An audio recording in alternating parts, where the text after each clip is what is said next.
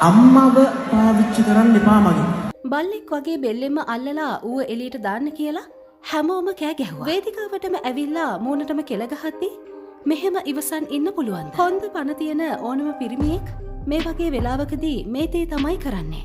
ශිහාන් මිහිරංකගේ ප්‍රසංගයක් අතරතුර ශිහාන්ට සිද්ධ වුණු කැත වැඩේ ගැන මෙලෙස ඇසින්දුටු සාක්ෂියක් වීඩියෝ පටයක්ද සමගින් සංවේදී හෙළිදරව්වක් එතන සිටි රසිකයෙක් විසින් මුදා හැර තිබුණා. උපුටා ගැනීමක්. අපි පොඩි කාලේ ඉඳන් ආදරය කරපු මිනිස්සෙක්ගේ මූණට කෙල ගහද්දි ඇත්තටම බලාගෙන ඉන්න බෑ. ඊයේ සිදුවෙච්ච හැමදේම මම වීඩියෝ කළා.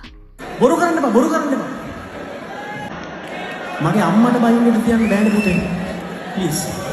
ඔයාලා දකින්න කැමති නේ.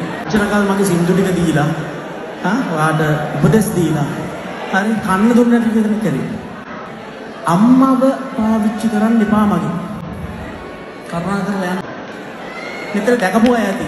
බොරු කරන්න එපා, බොරු කරන්න එපා.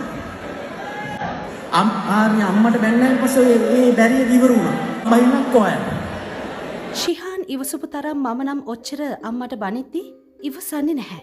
අශ්නිකව එළියට ඇදලා දාද්දිත් කුණුහරුප කිය තමයි ඔහු වේදිකාවෙන් පලා ගියේ. ශිහාන්ගේ ඉවසුම කොයිතරම්ද කියනවා නම් කිසිම නරක වචනයක්වත් වේදිකාවේ පාවිච්චි කළේ නැහැ. ශිහාන්ගෙම සින්දු කියලා ඒ හම්බෙන සල්ලි වලින්ම කාලා බීලා මේ වගේ පහත් වැඩක් කරපු අශ්නිකට ඇත්තටම ශිහාන් මේ කරපු දේ හොඳ වේ. ඒ සිදුවීම ඉවර වුණාට පස්සේ ආපහු සින්දු කියලා ආපු රසිකයන්ට රසාස්වින්දනයක් ගෙන දීලා ශිහාන් ලස්සනට ප්‍රසංගය ඉවර කළා.